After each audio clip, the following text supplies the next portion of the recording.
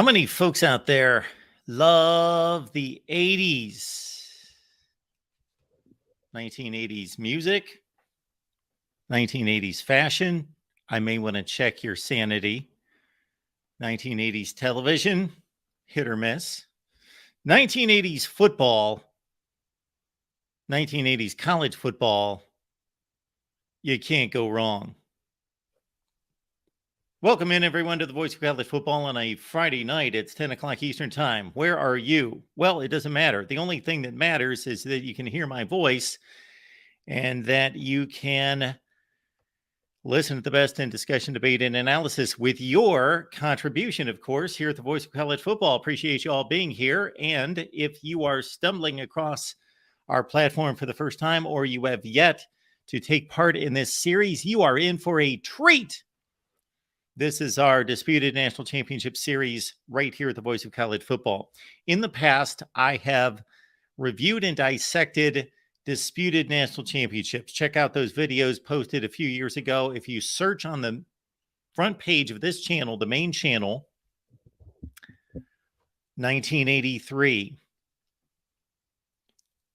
1983, 1990, 91, 94, 97, 96, I believe is there, and also 2000. It's been a long time since I produced those videos, but have a fun time doing this, and I believe it's necessary.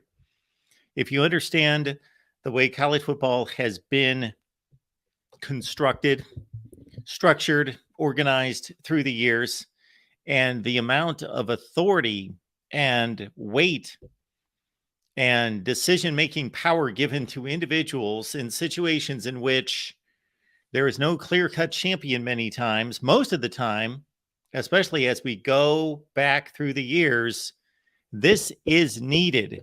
Justice needs to be served. And in many cases, it's impossible to wield perfect justice just because of the lack of games against the better teams in the country, the lack of head-to-head competition that we were robbed of most of the time. So this is not complete justice, not in any way, because of course the schedules aren't perfect. They're not equal. They're not equitable. And the records certainly aren't, but we are making at least an educated, more than a guess. We are making an estimated, educated calculation of national championship seasons and the justification of national championships. We have gone through the playoff era. We've gone through the BCS era. We have made our way through the 1990s, and we will go through the 1980s. Check out the previous live streams. Tremendous discussion and debate from all of you. I will let you know that between 2014 and 2022, that's the college football playoff era, no national championships were impacted in any way. All of them confirmed for good measure. Although each and every season, there are teams that had a fair and just argument to be selected to the playoff that were not. So that's the issue during the playoff era. Not that we are going to in any way dispute national championships during the playoff era, but teams that made the playoffs. I'm not necessarily questioning the teams that made the playoffs, but there were teams every season that had just as much of a resume justification to reach the playoffs. Now, going through the BCS era, it starts to come unraveled. In 2013, Florida State's confirmed. In 2012, Bama is confirmed. However, also Oregon and Ohio State. In 2011, Bama confirmed, yes, but LSU. And I can understand if you did not join us for those discussions and see our breakdown, how you might be thinking, Bama blasted LSU by 3 touchdowns. How in the world do you give a share of the national championship to LSU? Check out the live stream. 2010, Auburn confirmed. 2009, Bama confirmed. 2008, Florida confirmed, but along with Texas, USC, and Utah in 2008. 2007, yes, LSU confirmed, but joined by USC and Kansas. And also Georgia. In 2006, Florida confirmed, although Boise State can claim a national championship in 2006. 2005, Texas alone.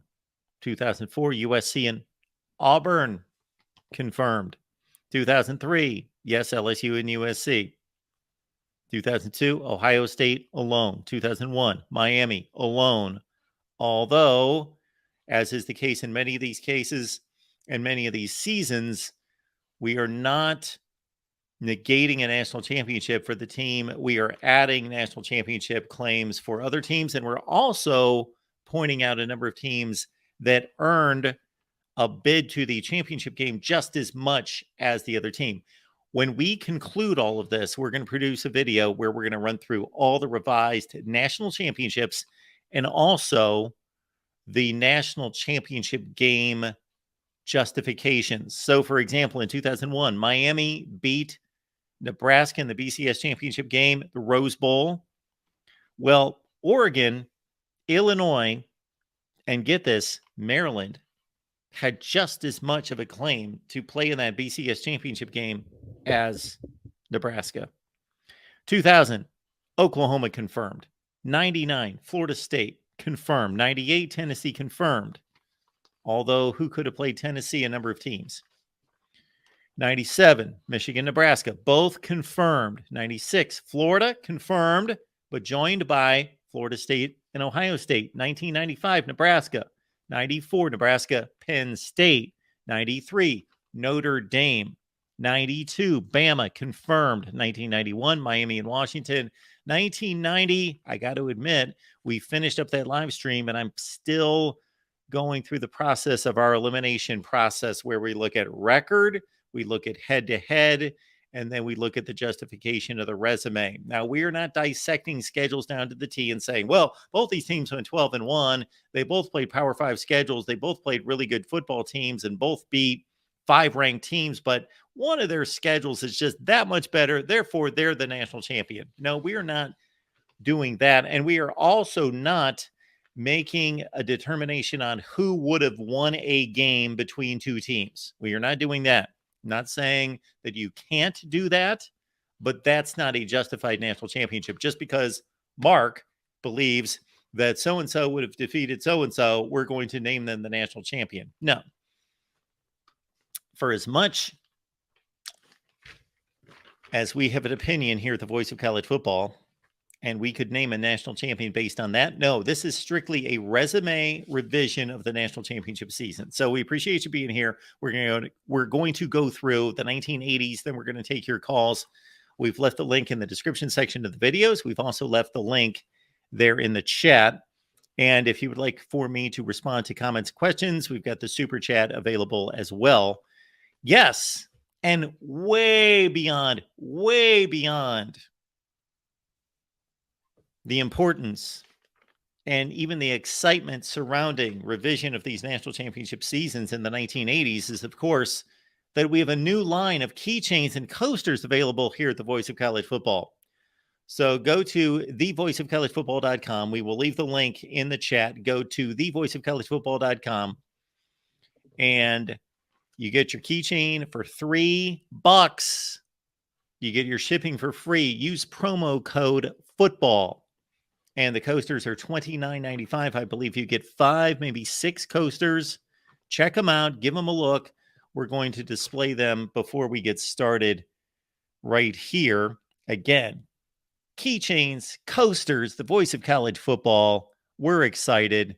Check them out. There are the keychains and the coasters looking sharp. The keychain is featuring the black with the red lettering with the Voice of College Football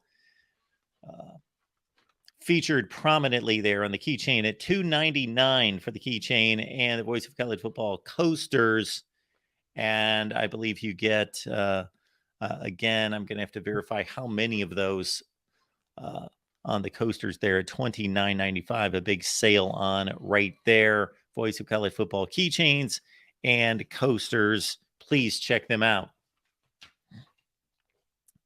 All right, let's get to it.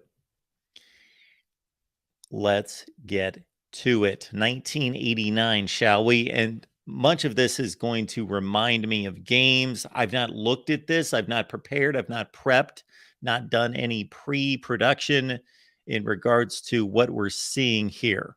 So, this is a first look for me. Not that I don't know what happened in these particular seasons. Of course, I do know what happened in each season, but this is going to be a refresher course for me as well. Call it a bit of a workshop here at the Voice of College Football. This is when we get down to it with all of you.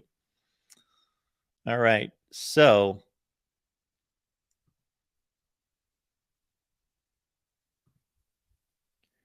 there is the final AP poll.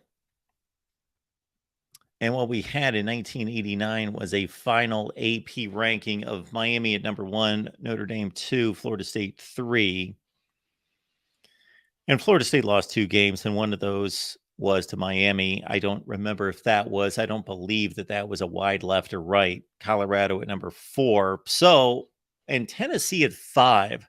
So, what I see here first and foremost is Miami, Notre Dame, Colorado, and Tennessee all finished with 1 loss.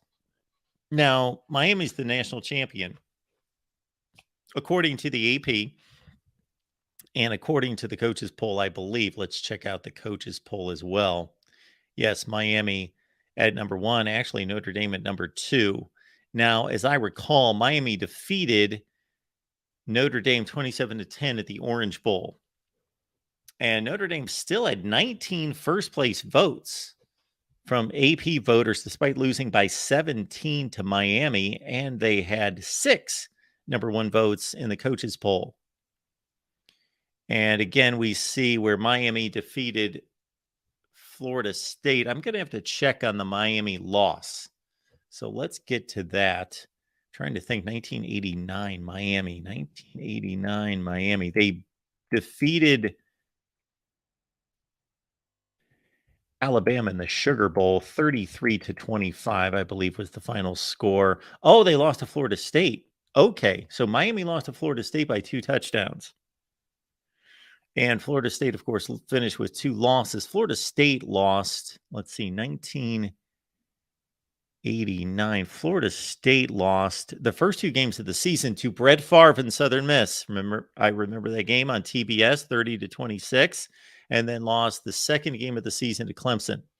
And then went on a run, defeated LSU and Syracuse and Virginia Tech, Auburn, Miami, Florida, Nebraska in the Fiesta Bowl as well. So Florida State was just so good that season, but they lost 2 games. But they defeated Miami. Miami defeated Notre Dame. Then we've got Colorado. We've got Tennessee as well, all vying right there.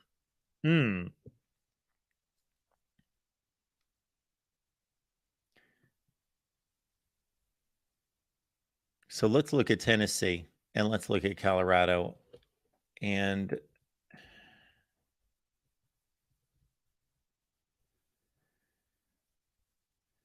Tennessee lost to a 10th ranked Alabama team 47-30. They defeated, Arkansas in the Cotton Bowl 31-27. Remember that well. And Tennessee was the SEC champion, tied with Bama. And they lost that game. That's what sent Bama to the Sugar Bowl. And Bama had a chance to win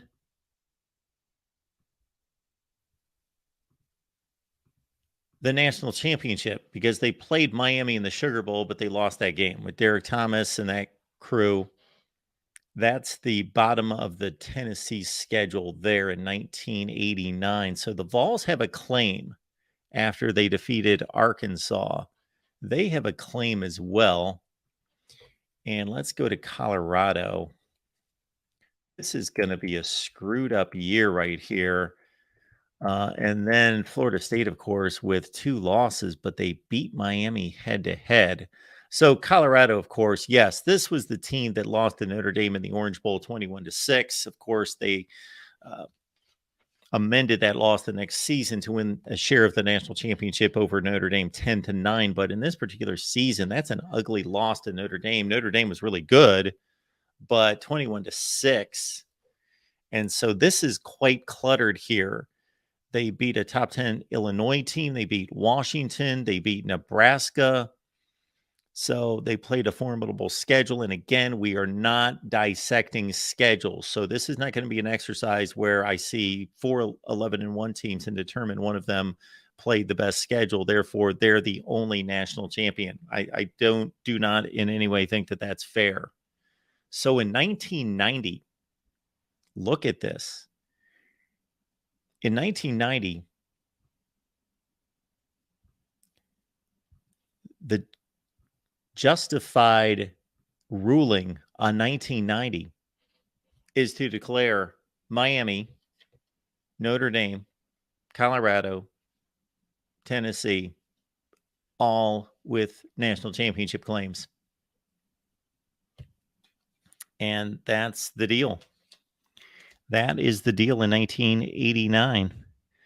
So history tells us that Miami is an undisputed national champion in 1989, basically because they defeated Notre Dame by 17 points. And I get it if you are only determining one national champion. If you're just saying, hey, I've got to vote and I got a 1 through 25 on my AP ballot and I've got to select one team as number one, I get it. I would have selected Miami number one as well. But Tennessee went 11-1 as well. Colorado went 11-1. And the only determination really to make is whether Notre Dame as well earned a national championship. Well, Miami lost to Florida State.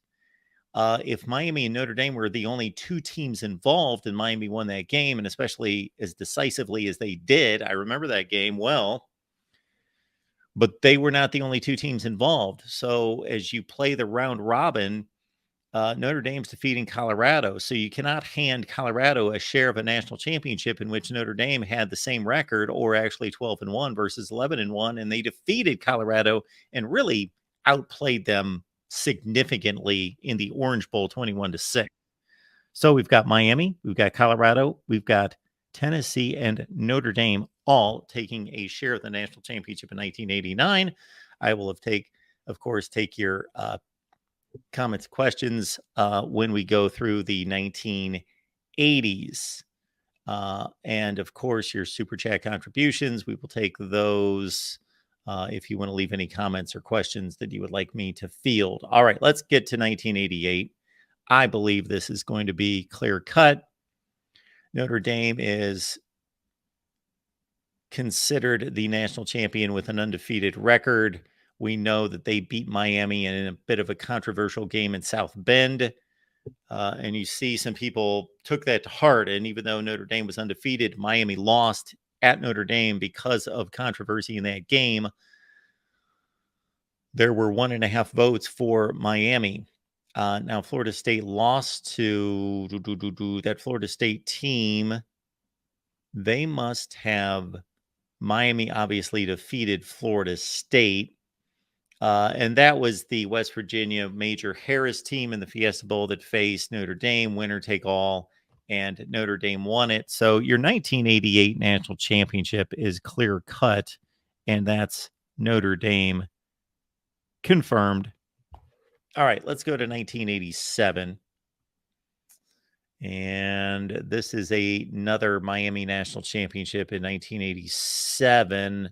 Let's see if anyone else has a bid. I don't believe so. Of course, that was the Syracuse team with Don McPherson coaching that played Auburn to a 16-all tie. I would have loved to have seen Syracuse defeat Auburn in the Sugar Bowl and cause the voters to have to make a decision.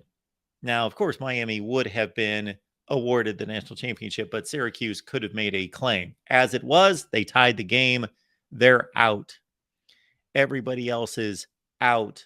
Miami is a clear-cut national champion in 1987. So we have 2 consecutive confirmed national championships.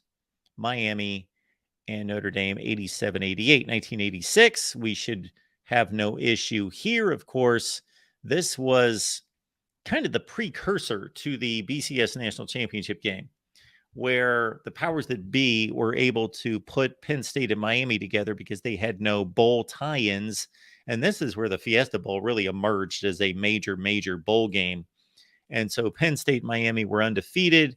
They played for the national championship. And of course, Penn State won that game straight up with Vinny Testaverde throwing 5 picks. And Penn State is your confirmed sole national champion in 1986. Got some easy seasons here, folks. 1985. This is a season in which Penn State had an undefeated regular season, and they showed up at the Orange Bowl. Are you guys seeing these as I go through these? Yes. Okay. So in 1985, what we had that particular season was, again, Penn State was 11-0. They showed up at the Orange Bowl to take on Oklahoma, the Big 8 champion, for most likely the national championship. Oklahoma had lost to Miami. So Miami had a bid in as well. So if Oklahoma had defeated Penn State to knock them from the ranks of the unbeaten in the Orange Bowl, and at the same time, and this is what was intriguing about, for as flawed as this system was, number one, in sending teams to bowl games to play teams that were ranked 15 spots lower than them, and for the vague quality to the national championship race and the national championship conclusion many times. The one interesting portion of this, among others, of course, the debate's always interesting, but was that many times the Sugar Bowl and the Orange Bowl were played at the same time on New Year's Day. They were the nighttime games. So you had early in the day the Cotton Bowl, the Fiesta Bowl, and at various times the Gator Bowl. And in the late 80s, television started to determine, okay, we can make this a full day of football, not just the 4 major bowl games, but we can have some early games like the Gator Bowl moved into a New Year's Day time slot. And so did the Hall of Fame Bowl late in the 80s. And then it was just a few years removed that the Hall of Fame Bowl turned into the Outback Bowl. And then you had the Citrus Bowl and / Capital One Bowl. And that became a New Year's Day bowl game as well. As I mentioned, at the Gator Bowl, and you had a full day with 7 bowl games. This was kind of at the end of an era, and still the Sugar Bowl and the Orange Bowl were the 2 games played at night. You had the Cotton Bowl early. You had the Rose Bowl playing at 5 o'clock Eastern time. Then late night, 8:30, you had the Sugar and you had the Orange playing at the same time. So the intrigue was many times there were teams competing for national championships, but they weren't playing each other. They were playing on opposite networks. ABC had the Sugar Bowl, and NBC had the Orange Bowl. Don Criqui, Bob Trumpy versus the Keith Jackson crew doing the Sugar Bowl on ABC, playing at the same time. And this is just a few years into the Sugar Bowl actually moving from a mid-afternoon game in the early 80s to a nighttime game, and it's squaring off against the Orange Bowl. And that was just fascinating in that you many times wanted the 2 teams playing in those 2 games against other teams to be playing each other. Such was the case with Oklahoma and Miami. Miami defeated Oklahoma early in the 85 season. Miami, I believe, so Miami had lost a game. I'll have to look that up. 1985. I'm trying to think who defeated Miami. Either Florida or Florida State. I think it was Florida. Anyway, Miami had a loss. Oklahoma had the loss to Miami. So it only made sense that if Miami in the Sugar Bowl defeated Tennessee, that they would be the national champion because they had a head-to-head win and an impressive 2-score win at Norman over Oklahoma. However, Tennessee just murdered the Canes and Vinny Testaverde 35-7. Oklahoma defeated Penn State rather easily, 25-10, I believe was the final score.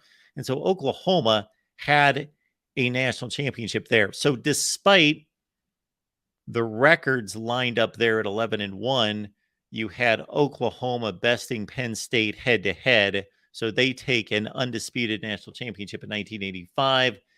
Tennessee had 2 ties. They did get a vote there for their 4-touchdown win over Miami. And Michigan had its highest final ranking ever under Bo Schembechler here in 1985, but they lost to Iowa in the famous 12-10 game against Chuck Long and company. Their tie was against, I want to say, Illinois. But anyway, Michigan lost to Iowa. Otherwise, Michigan would have been in line had they not given up a last-second field goal on the last play of the game at Kinnick Stadium. Michigan would have been playing in the Rose Bowl. So it's kind of strange that they finished number 2 in the country, and they didn't get to the Rose Bowl. 1985 was Iowa going to the Rose Bowl, and they got shellacked by UCLA. Otherwise, Iowa had a claim going into New Year's Day at 10-1. Had they won the Rose Bowl, there wasn't a whole lot of consideration there for Iowa playing a 2-loss UCLA team, but they would have had a claim. You see the logjam there with Florida 9-1-1. Ties were, of course, part of college football at this point, and were not taken out of the game until 1997. And but Michigan had its highest final ranking under Bo Schembechler, but they did not have a chance to win the national championship. And they defeated Nebraska actually in the Fiesta Bowl, but they got 1 vote there in the AP.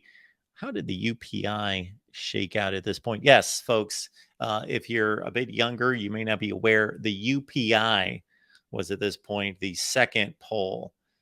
And that went Oklahoma with a consensus. So Oklahoma was the national champion there, without a doubt, in 1985. Again, Miami blew it. They could have won it by themselves. 1984. Oh boy, here we go. 1984, folks. You ready for this one? In 1984, so this was an odd situation. So there you see, BYU won a national championship. They finished 13-0. So based on record, they are the national champions. However, wow, they played a horrible schedule. Horrible schedule did BYU play in 1984. Just think about how ludicrous it is that a national champion played a 6-5 team to win the national championship. The matchup in the Holiday Bowl was BYU and Michigan, and Michigan played them to the wire. It was 17 all. BYU scored late, won 24-17. So this is a rough one because the record, again, BYU undefeated. It's much like UCF in 2017 or Boise State in 2006, although Boise State defeated an Oklahoma team that was a top 5 team in the country in the Fiesta Bowl.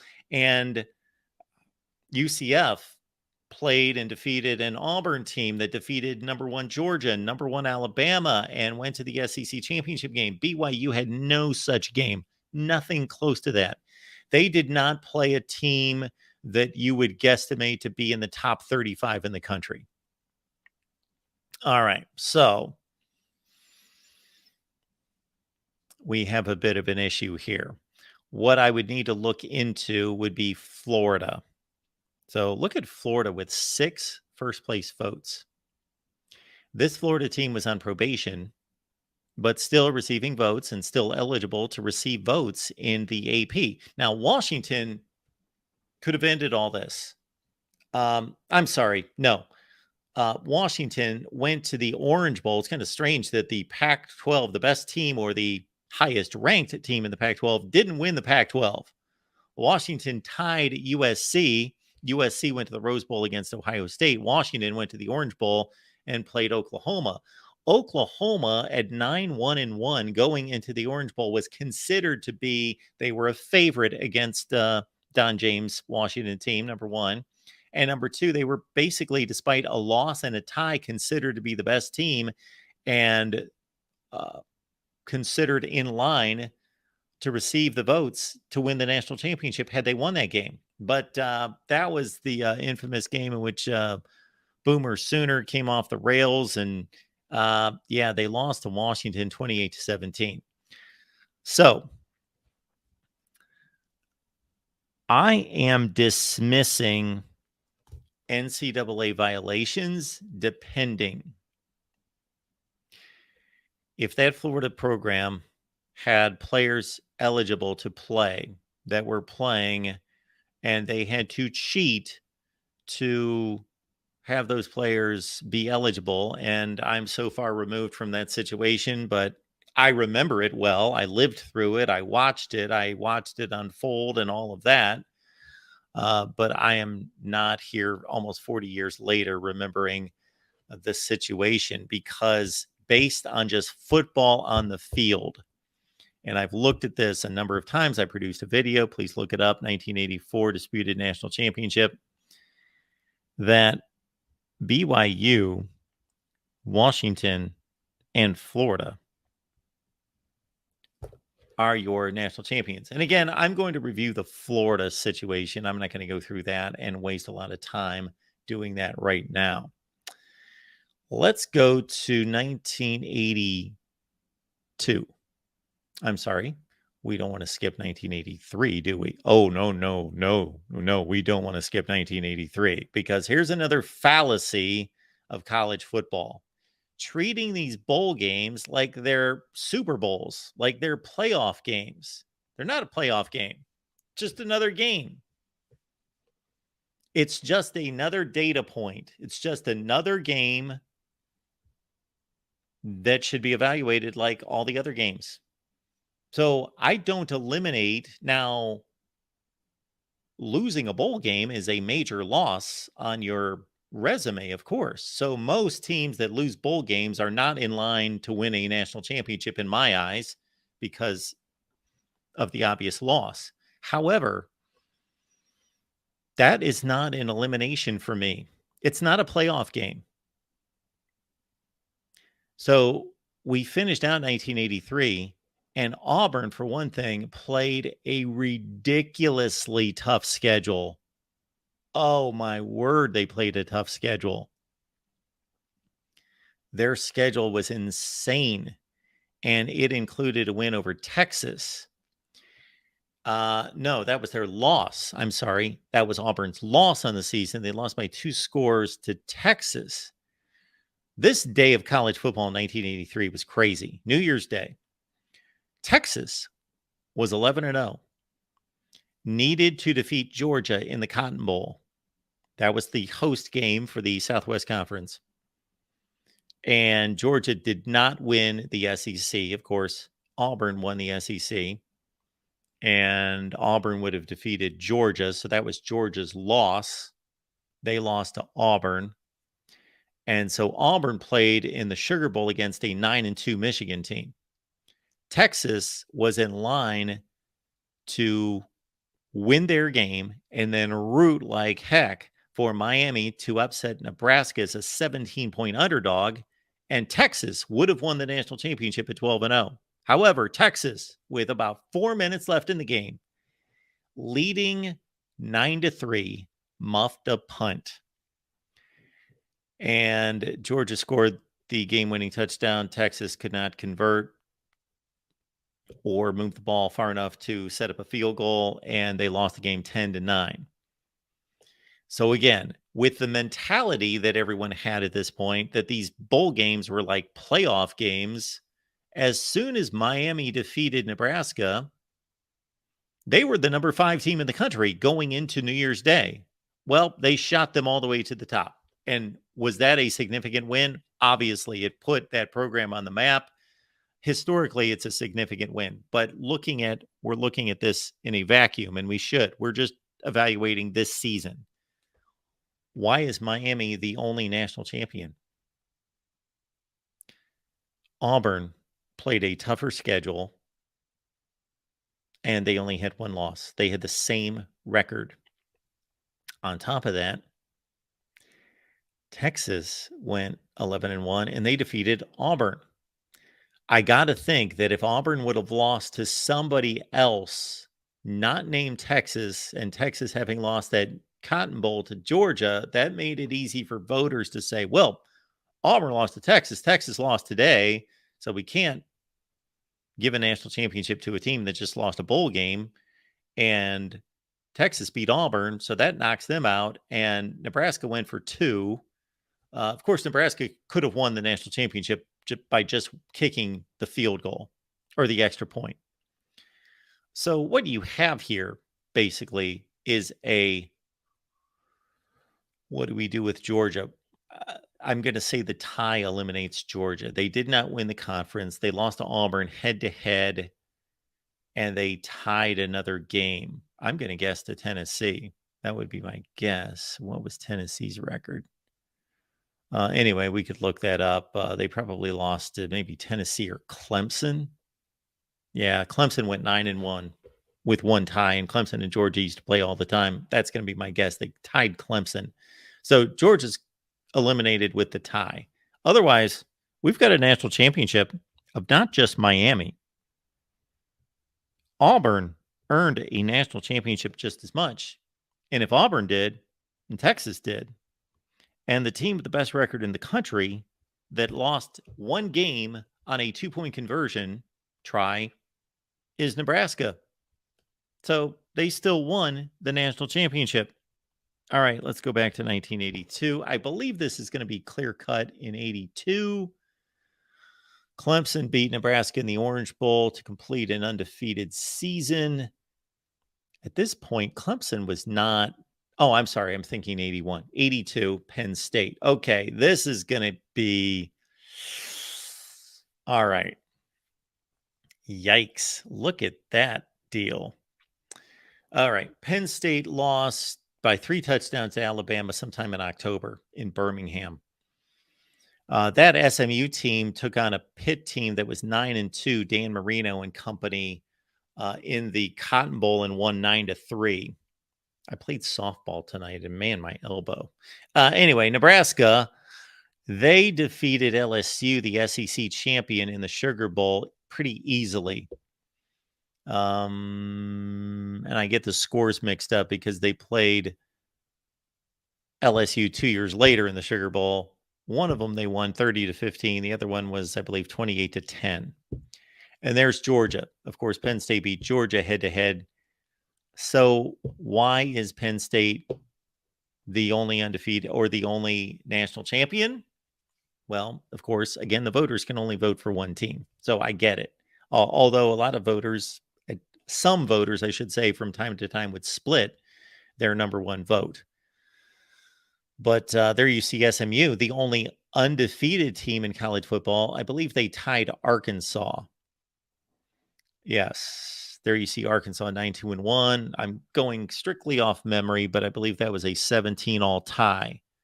So your national championship in 1982 doesn't go solely to Penn State as a 3-touchdown loser to Alabama, an Alabama team that finished. They didn't even finish ranked. I think they might have went like 8-4.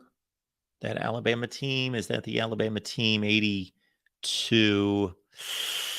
Trying to think what they did. That was Bear Bryant's last team. That was Bear Bryant.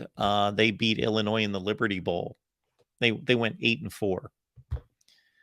So why is Penn State the sole national champion?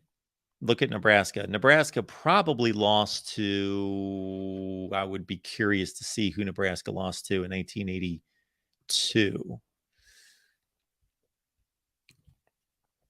1982.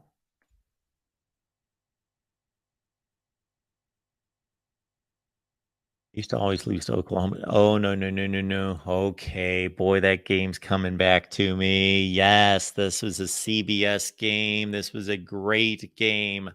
Nebraska lost in Happy Valley 27-24. Kenny Jackson caught the game-winning touchdown pass. Yes.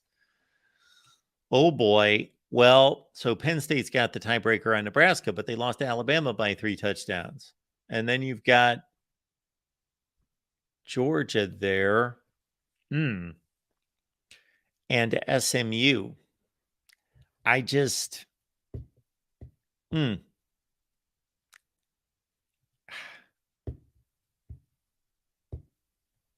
Why is Penn State alone as the national champion?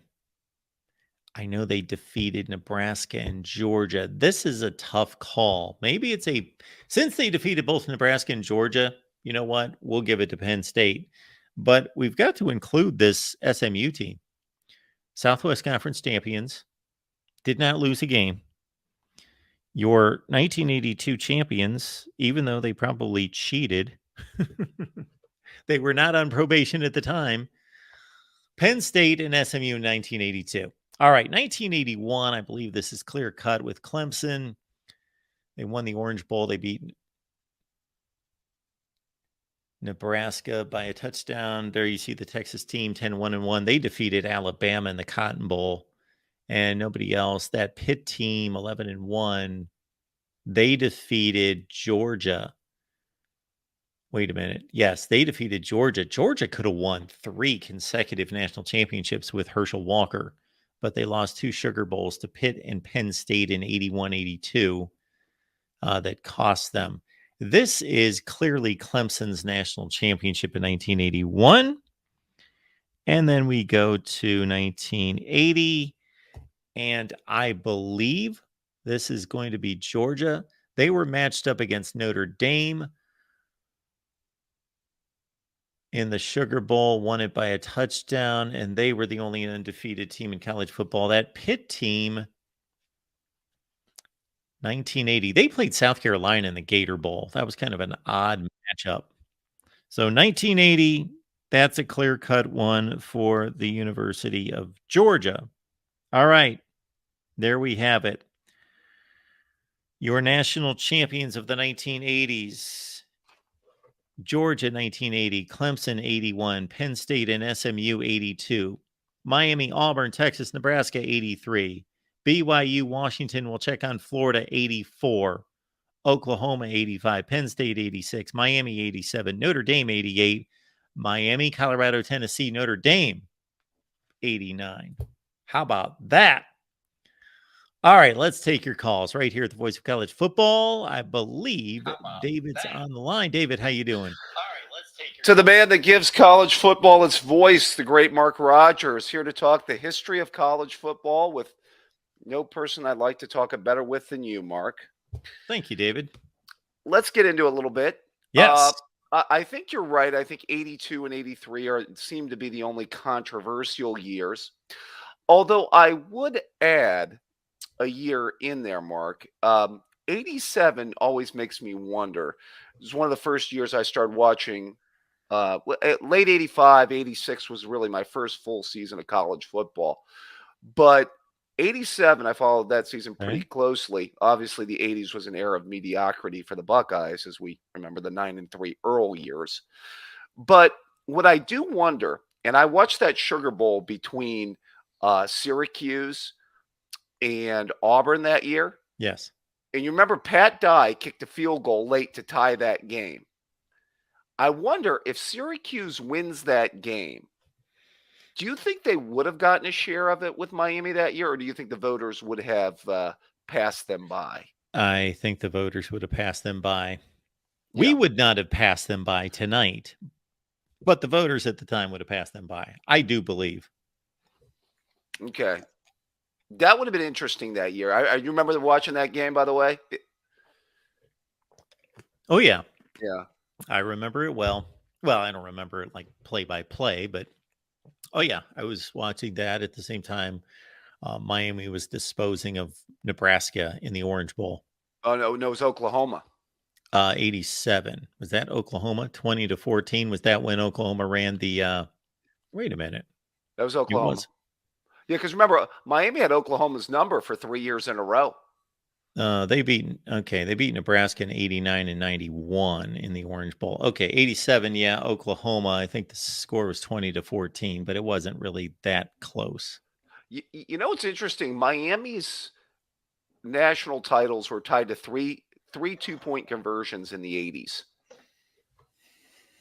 83, Tom Osborne doesn't kick, and he lets Turner Gill throw a pass. Sure. And I always wondered, did you think, were you surprised Osborne didn't kick at the time, by the way? Yeah. He I thought it was a gutsy move. I thought it was a bold move. I think that everyone would have patted him on the back had he pulled it off to complete an undefeated season and not bail out with the tie. But strategically, the tie was the way to go, of course. And then you look at it 2 other years, 87, the first great Miami-Florida State game. Bobby Bowden went for 2 late in that game Yeah. and had a pass knocked down. Would have been interesting if Bowden would have kicked. He had said that he had thought about kicking, I had heard after that game, and that would have created some controversy that year, by the way. I don't know if you remember that game in Tallahassee that year. Yeah, I think it was 26-25. Yeah, great game. It was interesting. Bowden beats him in 89, but he loses 2 games that year. Yeah. And then he loses all those meaningful games to them. You know what I mean? Yes. If Florida State would have had a kicker, Yeah. how different it could have been. Well, that run starting in 87, that was his run of what was a 14 straight years of finishing in the top 5, the final rankings, which I just think is one of the most incredible runs in the history of college football. Yeah, it is. I find it interesting with the 2 controversial years. I got to throw this out there.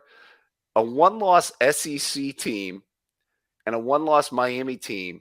And that's just crazy because that Auburn schedule, didn't it blow away that Miami schedule, Mark? Yes. Yeah. Absolutely. We'll pull it up here. Yeah, the schedule that Auburn played that year was really tough. Let's see. So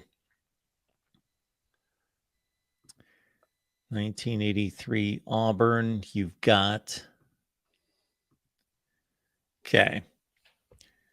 So these unranked teams, we're not going to know unless we go look it up how good they were. But we've got to think. Well, first of all, I know that Tennessee and Florida State were at least good teams. So they lose the game to Texas. Wonder who did the call on that game? CBS game versus Texas by 2 scores, and they lose to Tennessee or they beat Tennessee and Florida State. They were good teams.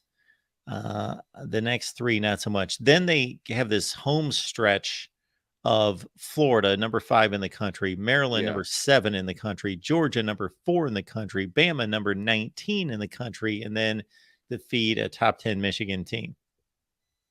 Yeah. I mean, and then the undefeated Texas team that year. I mean, that's an incredible run. And then that Tennessee team finished 9-3. They finished safely ranked. So even though they weren't ranked at the time. In Miami in 83, didn't they lose to an average Florida team? Wasn't that their only loss? Yes, they lost 28-3. And then did they have any quality wins other than Nebraska? Well, Florida wasn't average. They went 9-2-1. Oh, they were pretty good that year. I didn't think I didn't know if they were. There's the Auburn win over Florida, 28-21. Okay. Yeah, let's see Miami. Because I didn't think they had many quality wins outside of beating Nebraska in that Orange Bowl. They didn't. You've got, again, I think they played that opening night game on ESPN. Anyway, it doesn't show there. They lost to Florida by 25. Houston, Purdue, Notre Dame in 83. That was a Jerry Faust team. They were number 13 at the time. I guarantee they didn't finish number 13. I think they went 7-5. Duke, Louisville, Mississippi State. These were not good teams at the time. Cincinnati. Okay, West Virginia. West Virginia lost to Florida State in the Peach Bowl that year. They were a decent team, but they didn't finish number 12. Right. East Carolina. There's the Florida State game, and Florida State was not quite Florida State yet. They were good. Right. That was not a great Florida State team.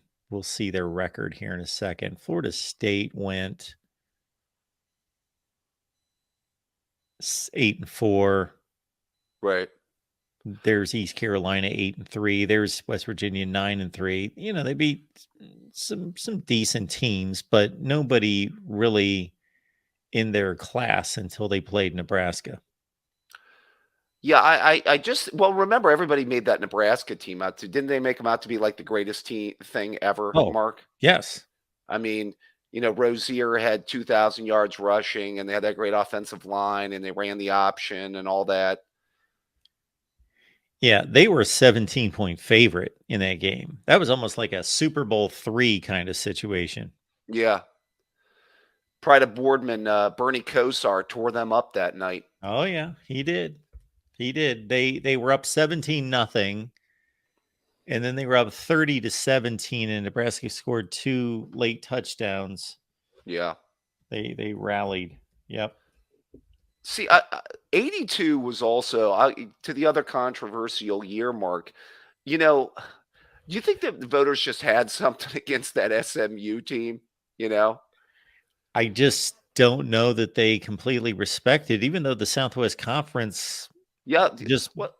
came through a couple decades of, a lot of Texas, Arkansas, highly ranked teams playing for, major bowls and championships.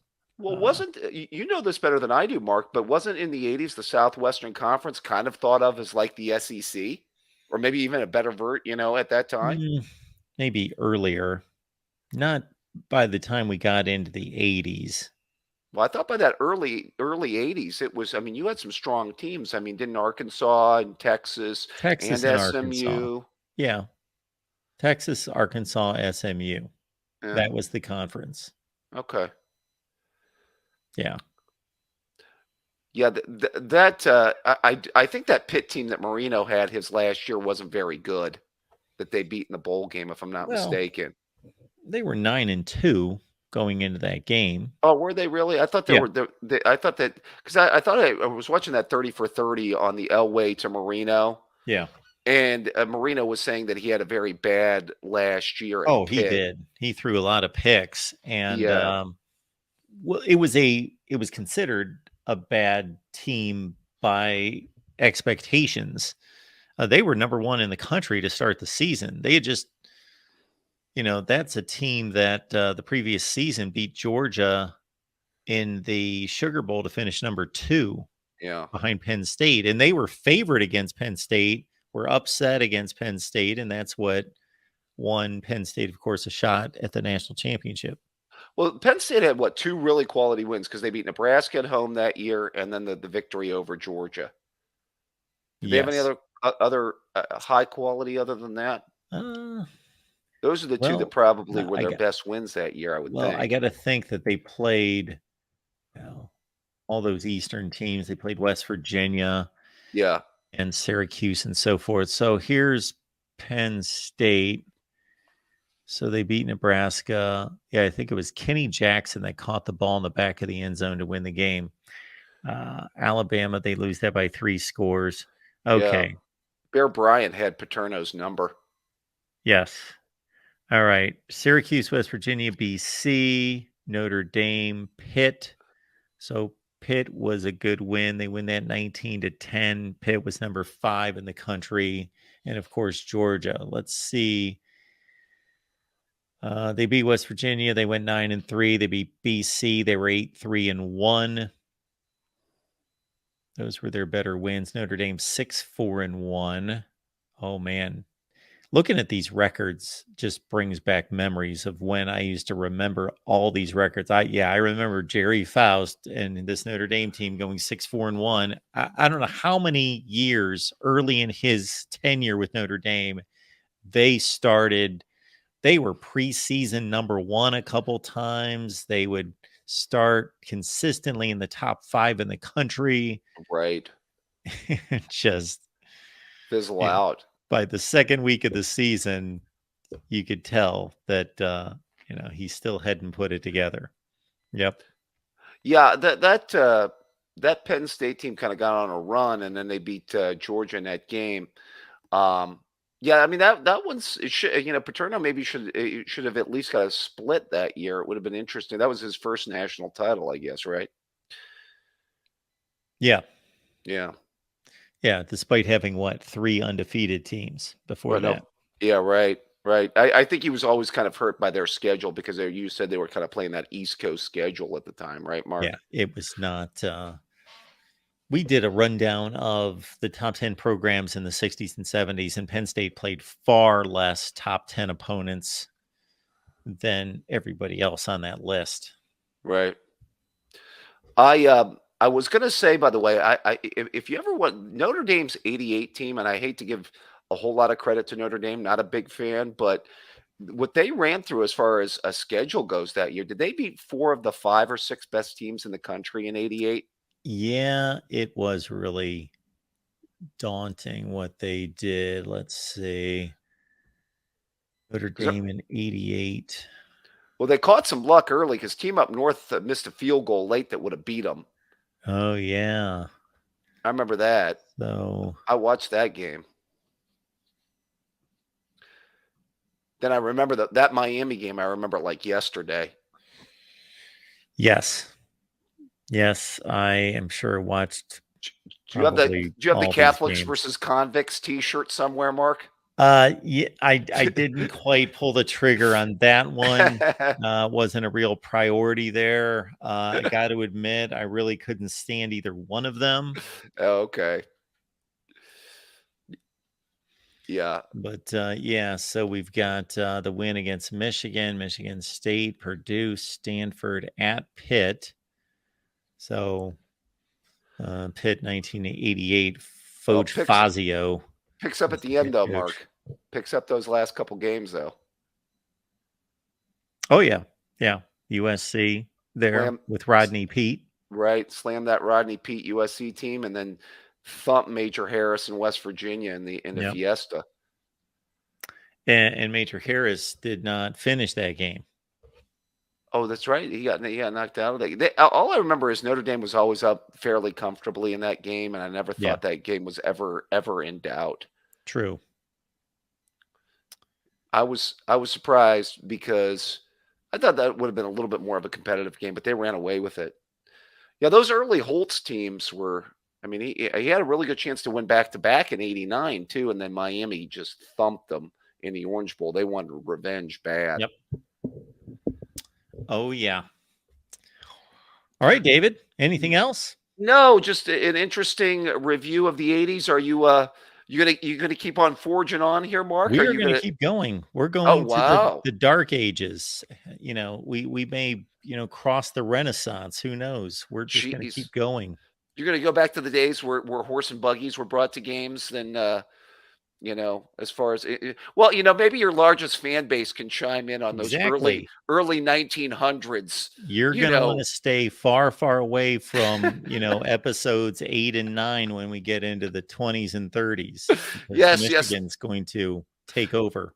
yes, those 1907 years when nobody had running water or uh, everybody was riding a horse and buggy. I'm sure the team up north fans will be chiming in at the time. Yes, we may need to set up a watch party and check those out. All right. All Well, right, David. it's a pleasure. Have Thanks a for good one, being here, Mark. man. Take care. All right, we will keep it rolling here at the Voice of College Football. We got our guy Jackson Johnson on the line. Jackson, what's going on tonight? Nothing much. What's going on with you, Mark? Oh, I'm just trying to make things right in college football. Well, I'd like to go over a little bit about 1983. All right. And, this comes from a Bama fan. And I'm here to make a case as to why Auburn should be the national champions for 1983. Okay. Because they did one thing that Miami couldn't do, and that was beat Florida. Okay. Yeah. Well, one of the reasons. Now, we're looking at Auburn's schedule. They beat a really good Maryland team. Yeah, we just looked at their schedule. Yeah. And they beat Georgia, and Georgia did them a solid by beating Texas in the Cotton Bowl. That was That was pretty big right there. So why is Texas not the national champion? Georgia beat them. So And Miami Texas beat Auburn and had the same record. Yeah. So why, if you're claiming that Auburn should be the lone national champion, then why isn't Texas the national champion? They beat Auburn by 2 scores on the road. Well, here's the thing. Auburn at least scored a touchdown when they lost. Miami didn't when they lost to Florida. I'm not talking about Miami. I'm talking about Texas. True. So Texas, they're really good, but it's just like they beat your national champion by 13 points on the road. That's true. Yeah, they did a number, but if Georgia was beaten by Auburn and they beat Texas, but I think we'll have to do like a little Auburn Texas rematch because I mean, let's look at it now. I see that Illinois is number 4. They got manhandled by UCLA in the Rose Bowl. Yeah. They were not doing so hot. Can't do that. But let's see. Well, like you said, Auburn lost to Texas, so I'll concede on that.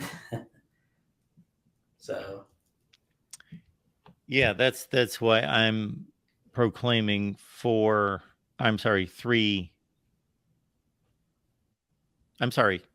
Yes, 4 national champions. Yeah. Oh, there we go. So let's see. Well, Miami won over Nebraska, and it was when Nebraska was going for that little 2-point conversion and missed. I hate that people give Tom Osborne a hard time over that. I mean, you go for the win. That's what you got to do. Well, especially in the big game. They gave him a really hard time at the time because it took another 11 years before he won a national championship. And for a long time, it didn't look like he would ever win one, that was going to be the defining point of his career. So fortunately, he won 3 national championships, and that wiped out that situation. Yeah, that is so true. But let me see. So I see that Georgia tied somebody, and that was against Clemson. Man, Georgia Clemson had some real battles in the 80s. Yeah, they did. They surely did. They played all the time. Oh, man. They got to make that annual again. That'd be cool. So, and Miami won that little tight matchup against Nebraska. Like you said, when you went over the 83 schedule, they didn't have that many big wins. No, nothing close to what Auburn did. No. So I'm thinking it should be like Miami, Auburn, Texas co-national champs. Okay. So I can live with that. Yeah. That'd be pretty cool. I've got Miami, Auburn, Texas, and Nebraska. Ooh. But I can live with year 3. Nebraska's pretty good. I mean, they went for the wins like a champion for sure. I mean, they lost, yeah, but I just hate that people gave Osborne a hard time for that. I mean, if you had to choose between going for the win or going for the tie, I'd go for the win, but that's just me now. But what about you, Mark? Well, they shouldn't even have had a situation where there were ties in college football at the time. There should have been overtime, and that's the way the game should have been played. Right. So. All right, Jackson. Anything else? That's about all for tonight. Okay. Thank you for having me on, Mark. Oh, absolutely. Always appreciate you being here. You always bring your facts to the table. You've done a tremendous job, sir, of reviewing college football history and catching up with college football history. I am always impressed. Thank you, man. I appreciate it. All right, Jackson, have a good one. Talk to you soon. You have a good night. Sleep well. Welcome in, Christopher. How you doing tonight? That was a nice segue, Mark. Straight into am I the one you want to take behind the woodshed? No, not at all. Not at all. I was just going to add a couple things to the Jackson, I guess. You mentioned 1983. To be in all fairness, I don't keep up with things close enough to know, all the things that go on in one season. I remember kind of it came down to Nebraska being the best team, and I guess kind of the way I remember it being, if I remember it correctly, was they had to beat Miami in Miami, and so that when they didn't do that, or at least when they almost did, but I think people kind of thought, in the heat of the moment or whatever, I think they thought that the right thing to do would be to recognize the team that beat the team that was supposed to be the best, So I think that might have entered into some of the decision making as far as who to put as the top, but I think there were people at Auburn that weren't completely happy with that decision because they beat Michigan. And then I don't know if I don't really remember hearing a whole lot from Georgia. Do you remember? Because I really don't. I mean, they beat Texas, and so I would have thought that they might have even had a little bit of a say over who went. But I don't know if there's like one team that really stands out that year. If it was my decision, which I'm not saying it should be, but I might lean a little bit towards Auburn. But I kind of think the team we might not be looking at as closely might be Georgia, because I think, to beat Texas, I think that was I'm not sure that wasn't as tall of an order as what Miami had to do, to be honest with you. Do you have any thoughts about that? Yeah, so if we could only select one team, that would be, boy, a heck of a difficult decision, because Auburn, I think, fairly clearly played the most difficult schedule. Auburn? Yes, they played a rough schedule. However, they finished with the same record as Texas, and Texas beat Auburn by 2 scores right on the Plains. So does that kind of maybe put Auburn in the front seat there then, or? Well, why doesn't it put Texas? Well, see, there you go, though. I mean, it would, except that Texas they didn't finish. I mean, they did, but I don't know what the reason was. I didn't actually see the teams finished 11. And my point is that the 2 teams finished 11-1, and Texas beat them by 2 scores at Auburn. Right. Well, I don't know. I think if you have a title game, I think there's not a title game. Well, in a way there is. I mean, no, not in a way. There's either a title game or there's not a title game. And in 1983, there was not a title game. There were bowl games. Right. Those aren't championship games. They're just bowl games. They aren't championships. There is a championship at stake, though. So I'm kind of a little bit. But yes, it's a championship. Yes, if you win the Rose Bowl, you are the Rose Bowl champion, but you are the champion of the Rose Bowl, and that has no other impact on any other game. It's not like winning the AFC championship where you are the champion of that entire conference. If you win the Rose Bowl, you are simply the Rose Bowl champion, meaning you defeated one other team. That doesn't give you any kind of authority or placement over other championship, other bowl game winners. Since you brought it, oops, sorry, my phone goes off sometimes. Since you brought up the Rose Bowl, and we know it was UCLA that pretty much dominated that game, and since BYU beat UCLA barely, but they did, and then they also beat Missouri, I'm kind of thinking, despite the fact that they were only 11-1, I think kind of your thought process, I would think that might kind of lend some credence to them, maybe not being the national champion necessarily, but beating the 2 teams that I guess that Illinois couldn't beat to get it done. I mean, that seems to me like that's if nothing else, it's a way to kind of put BYU maybe ahead of at least them. And the one thing I remember about 1984, which you may or may not remember, I don't know. I mean, it's been long enough ago. It's hard to really remember all the things that went on. But maybe talk about Georgia. Well, Georgia lost to, who was it? I think South Carolina, beat Georgia. And then South Carolina went on a tear, and then they lost to Navy.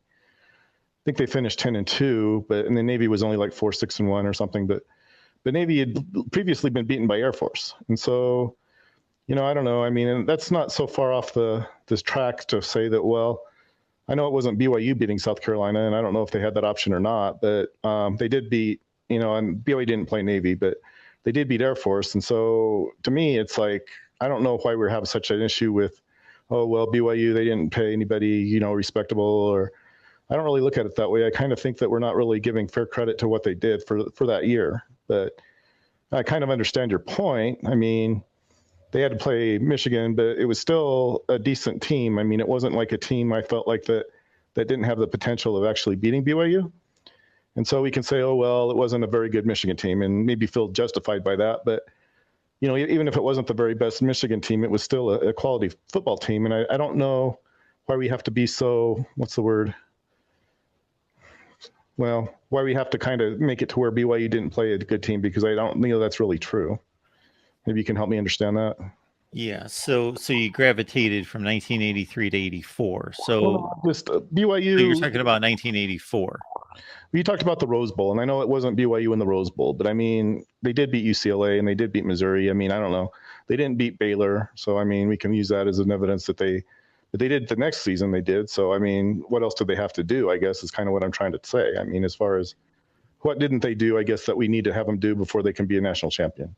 Well, in 1983, so each season is a season unto itself. Like, it doesn't matter what happened in 1983 if we're discussing the 1984 national championship. In 1983, BYU certainly had an excellent team, and they had an excellent season. They went 11-1. As you mentioned, they beat Missouri. They beat a UCLA team that went on to win the Rose Bowl. Right.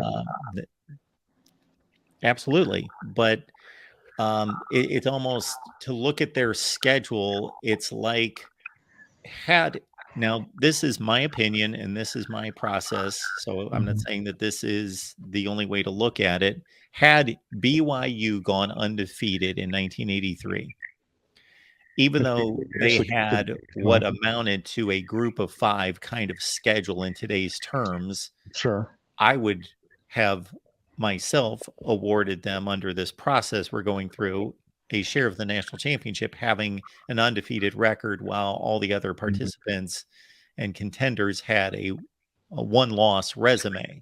But they didn't. They lost to a 7-4-1 Baylor team, and their schedule doesn't compare to the other teams. I don't know that I really disagree with that. I just, but we're talking about an Illinois team, and I know maybe had BYU played the same schedule as, maybe they don't do as well. I mean, I'm not saying 2 games determine a season regardless, but the simple fact is the 2 teams that Illinois needed to beat to finish, 13-0, I guess, or was it 12-0?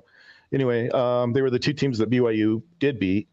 And so I think, if it's about comparing 2 programs, I think, just to be fair, I guess, to either side of it, I think you'd almost have to say that, without prejudicing it one way or the other, it's like, well, minimally, we're talking about a BYU team that's roughly, and I think even Bo Schembechler, when he played BYU, he referenced Illinois. He said that they were probably about as, and not needing to necessarily, I think, discredit Illinois. I think he was actually saying if they were in the Big Ten, they'd probably be about as good as Illinois. I think it's just kind of something to that effect. I don't know. It was probably misquoting him, but roughly comparable to Illinois, who I think, I'm not sure how well they did that year. I think Michigan, actually beat Illinois that year. So really what BYU did was show that they're better the team than Illinois, at least that season. Are we talking about 83 or 84? Well, we already kind of know 83, but I mean, I was talking because BYU beat Michigan. I think that pretty much put BYU at least as good as Illinois, if not better. And the other thing I was going to tell you, and it's not me necessarily trying to. Well, why does Illinois matter in 1984? Well, it does, but I mean, you have to kind of put your prejudice aside if you want to hear why.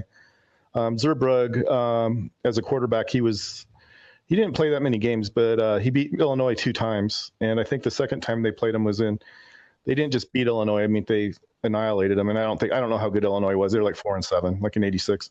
Yes. Well, okay. So he was as a quarterback, he was 2-0 against Illinois, and Harbaugh, I don't think ever beat Illinois. I don't know that he lost to him either, but I mean, if we're saying that the team that we're comparing is about as good as Illinois, then, I mean, it might be, maybe it's me being a little bit prejudiced to my end of it, but if the fact is that, Zurbrugg was able to beat Illinois in a season where I think Illinois, at the very least, was respectable. I mean, they had Jack Trudeau. I'm not sure who else they had on the team, but they were, they were decent. I don't really understand why we have to get into these arguments about, oh, well, they didn't have Harbaugh, or, they didn't have whoever it was. When you say we get into these arguments, who are you talking about? Anybody that wants to bring up 84. I mean, you're one of them. I mean, you say, well, they played. Did I bring up any of those players when discussing 1984? Well, I don't know that you have to. I mean, it's like one of those things. Well, they didn't have Harbaugh, so that means that they didn't have the best quarterback. And then you look at the statistics. Here's the deal, Chris. Here's the deal. BYU had a really good football team in 1983. They went 11-1. They had some significant wins. However, overall, once again, their schedule cannot be compared to the other teams I'm not really that using were competing for a national championship.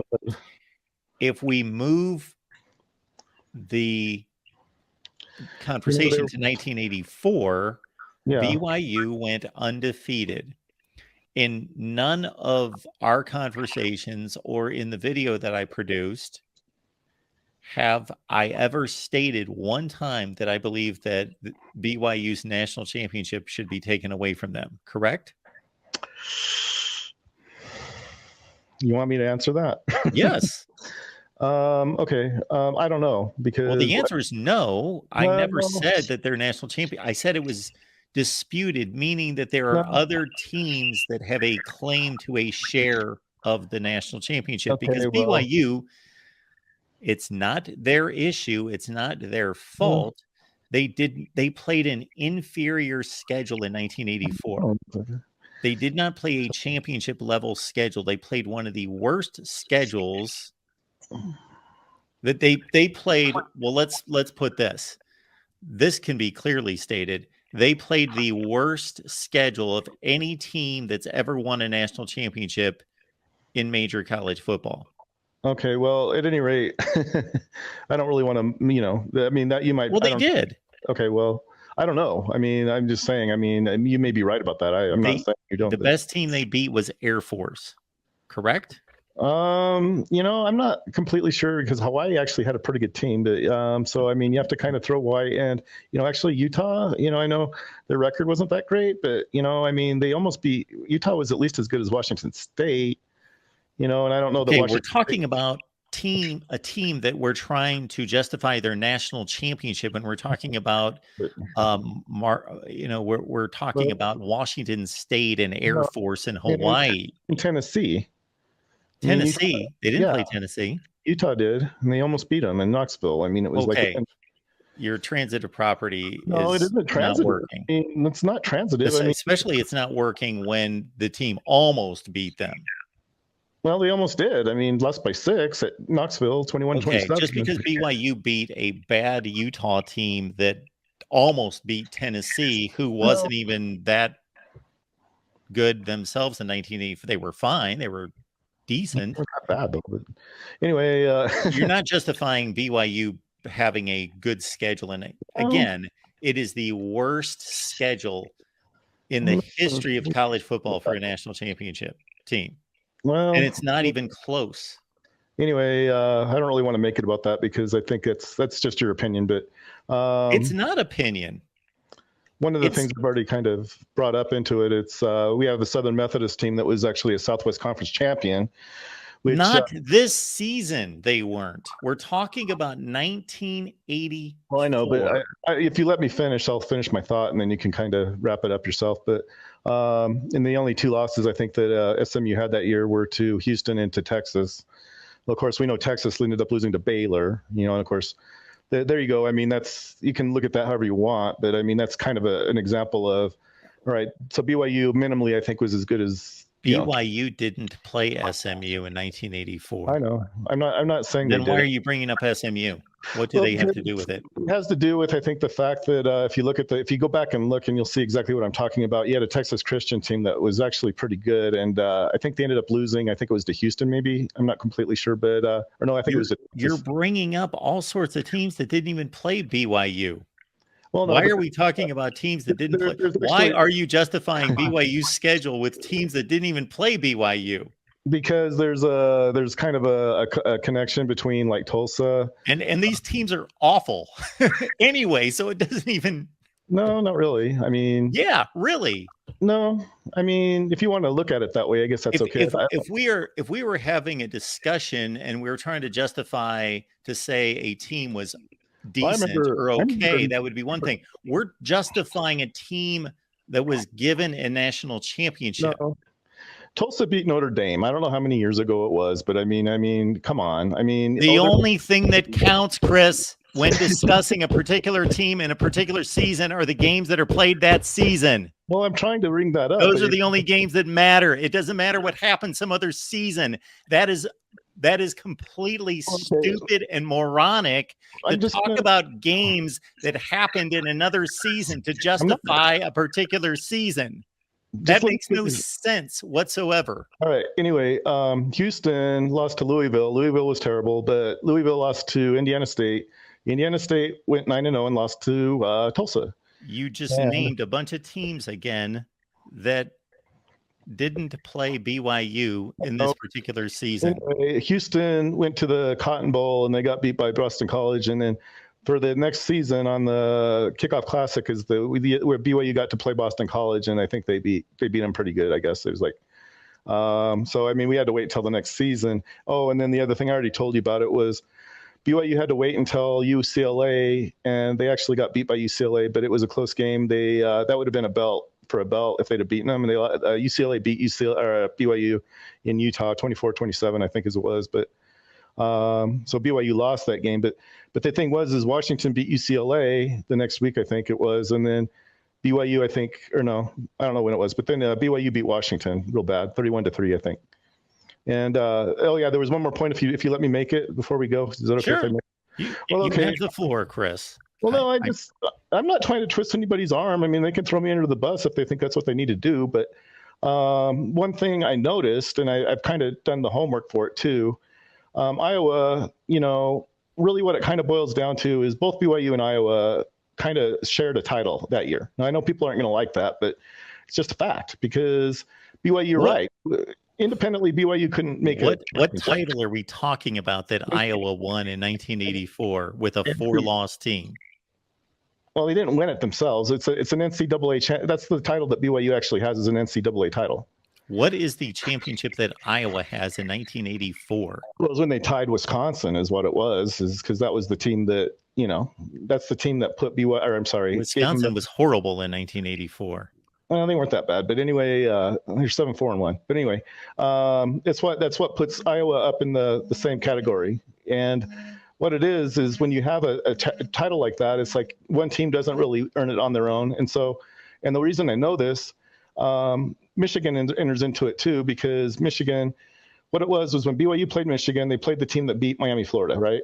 At least the same people. I don't know, maybe not the same team, because one is at the beginning of the year, one's at the end. But what that does is that put BYU up in the same, and then Iowa did it the following year. And so what it is when you kind of add them together, is what it is. You have to add them together. What you get is an equal share of the title, is what it is. And so.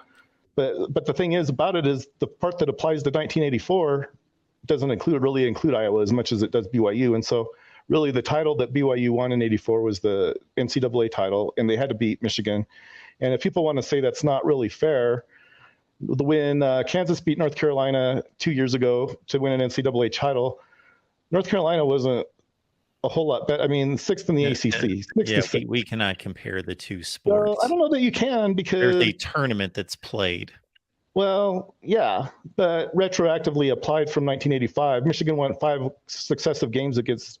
In other words, if you use Michigan as the what to compare, you cannot use teams and games that are played in other seasons to justify anything that's gone on in another season. Ordinarily, that's probably true, Mark, but in this case... No, not ordinarily, always. Well, regardless, Nothing to do with.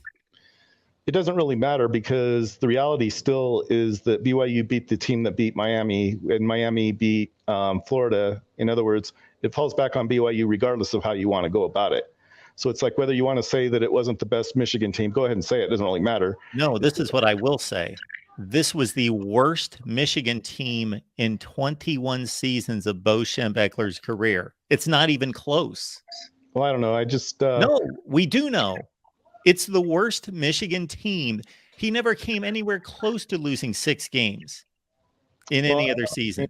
That actually might be kind of more evidence for BYU because BYU was the team that gave him that 6th loss. So I don't know. I mean, you can look at it either way. They lost 5 other games. I understand that, but They weren't good.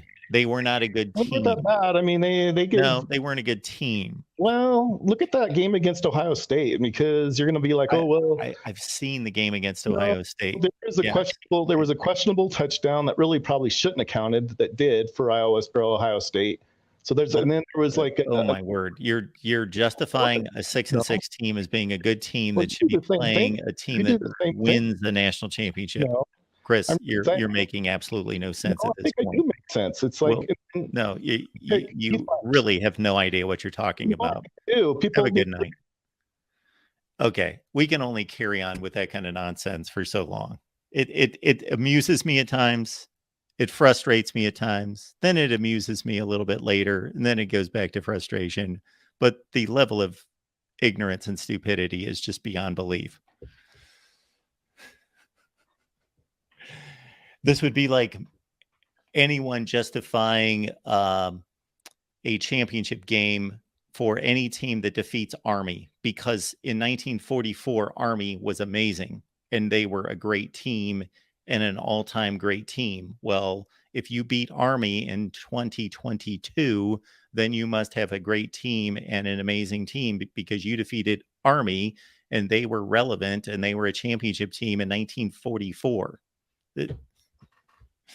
It's amazing. All right. Welcome into the Voice of College Football. We got Will on the line. Will, how you doing? Hey, Mark. What's going on tonight? I wanted to see, I know you said 2011 LSU was had the best resume of a team that didn't win a national championship. But I think without doing some kind of deep investigation, yes, they're the team that I think about as having the best schedule. But I think Notre Dame's 89 team is close, at least. Okay. Well, we'll give it a look here. Mm-hmm. I'll throw this up on the screen. Mm-hmm.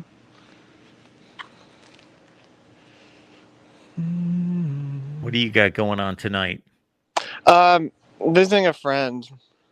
Right now, we're just waiting. I'm like with one group of friends, and then we're waiting for the other group to arrive. So fun. Well, here is Notre Dame for 1989. So they beat Virginia. Oh yeah, I remember that game. That was the kickoff classic, 36-13. Mm-hmm. How good did that Virginia team finish? I think they're pretty 7-5, 8-4 kind of team. I thought they were stronger than that, but maybe not. Well, we'll look them up. Virginia that season finished. There you go. They finished. They won the ACC. They went 10-3, Mm-hmm.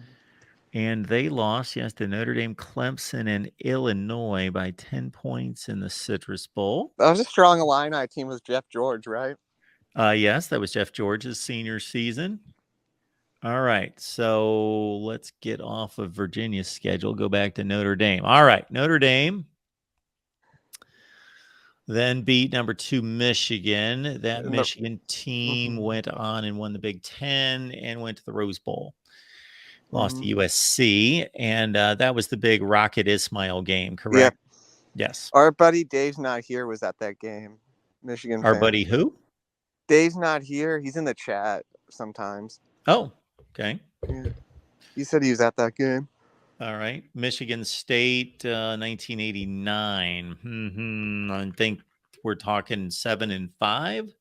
Possibly, yeah. If I remember correctly. Fairly close game, 21-13. Michigan State 8-4. 8-4 Michigan State. Decent Michigan State team. All right, back to did I lose my 1989 Notre Dame team here? Let's get them back. All right. Are we seeing 89 Notre Dame on the screen? No, we're not. All right. So then we've got a win at Purdue, 1989 Purdue. 1989 Purdue. I don't know. I don't think that was. I think that's the when they were down. Yeah. Stanford on the road, 1989. That was the Vikings coach, right? Was there? Dennis Green, 1989. Yeah, that should have been a Dennis Green team. Yes, it was.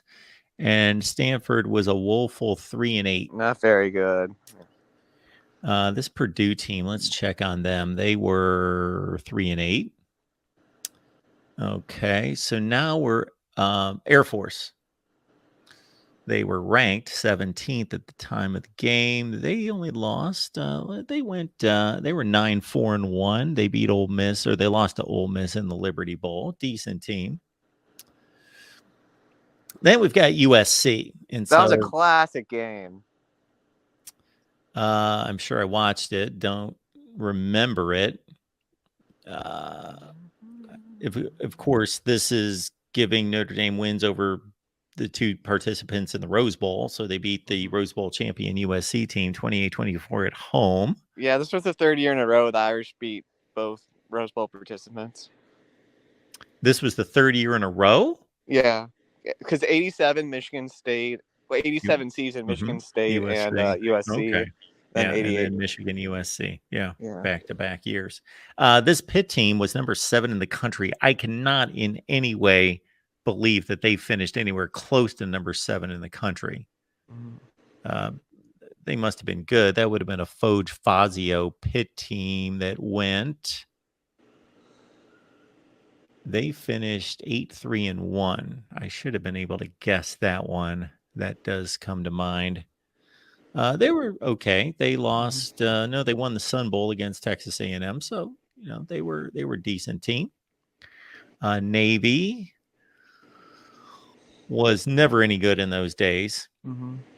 SMU. This was obviously after the scandal, and they were in rough shape. That Penn State team, I believe it's the Blair Thomas team that won the Holiday Bowl over Brigham Young. I believe. Yes, that is the case. And that Penn State team went 8-3-1. So not a vintage Penn State team, but they were good. Top 20 good.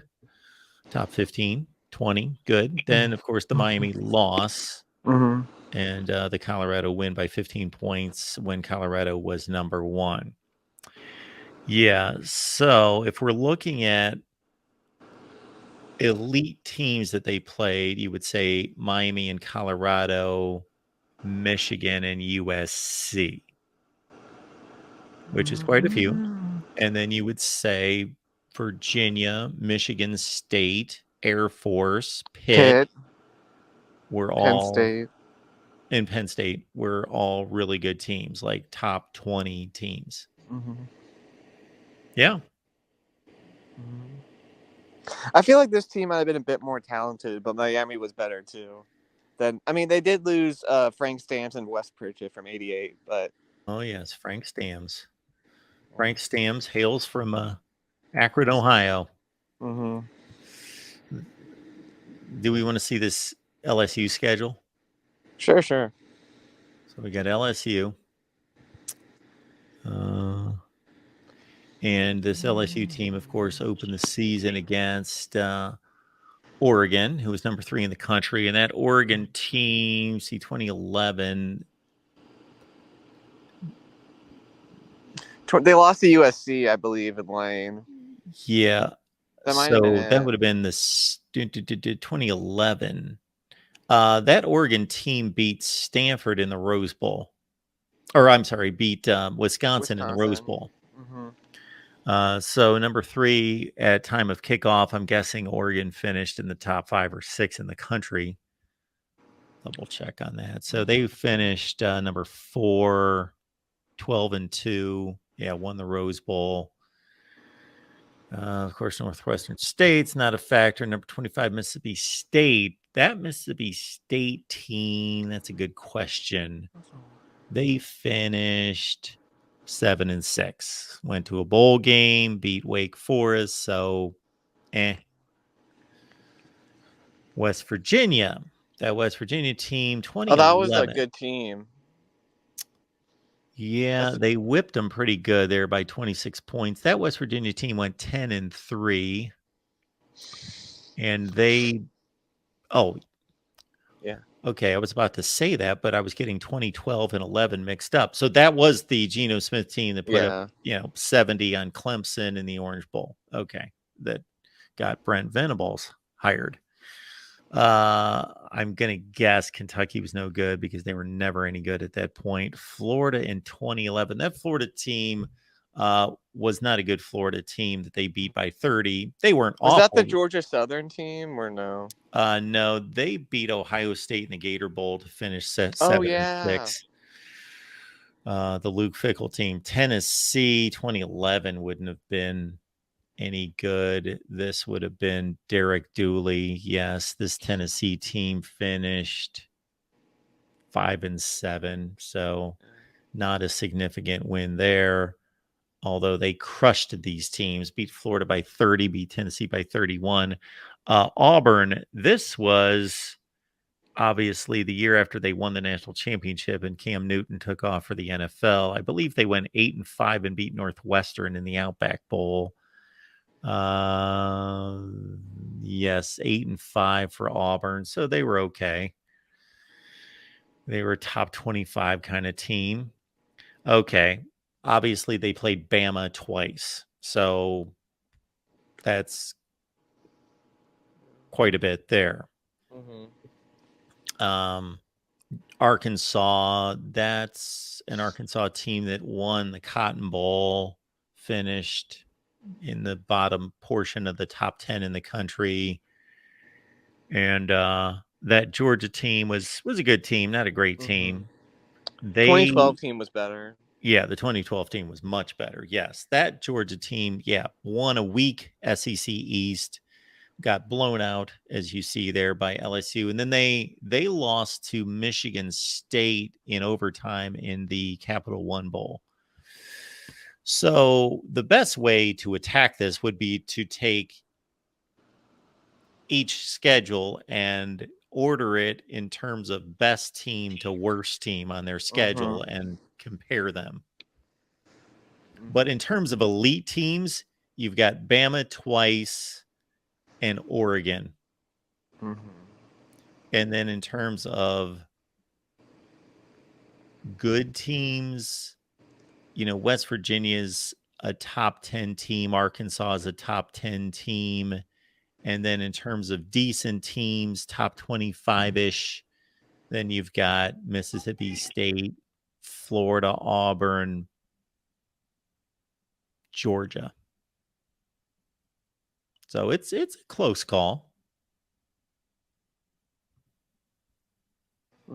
Yeah, I mean, I think I feel like Notre Dame played like a couple of bad teams compared to what LSU played, for sure. Well, of course, LSU played the worst of any of them in playing Northwestern State. Yeah.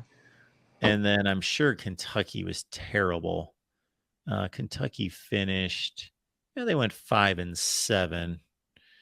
So they were a bad SEC team that won some out of conference games that didn't matter. Yeah, it's a good debate. I don't think it's clear cut either way. One fun hypothetical I have is like, what if 1984 Notre Dame played BYU? Because I mean, that team had some good I mean, I don't know. That was probably Jerry's best team, but they had some. I mean, they had the bad losses, but they did have a couple good wins that year. Was that the team that beat SMU in the Aloha Bowl. They lost to SMU, but they they did lost beat to SMU. USC and Penn State. Okay. Well, then BYU certainly would have been in trouble. Yeah. Yeah, that they went 7-5, right? Let's see. Mm-hmm. I believe so. Mhm. Yeah, 7-5. Mm-hmm. I watched BYU's 80. I watched like part of BYU's 85 game against UCLA, and they competed in that game. Like they weren't outmatched. And that 85 UCLA team won the Rose Bowl. Yeah, I was like a little impressed, but and I don't remember how good that UCLA team was in regards to how outstanding of a season they had. I know that they weren't in the national championship race. mm-hmm. They probably finished either 9-3 or 10-2, probably at a tie, knowing the way things shook out at that point. Mm-hmm.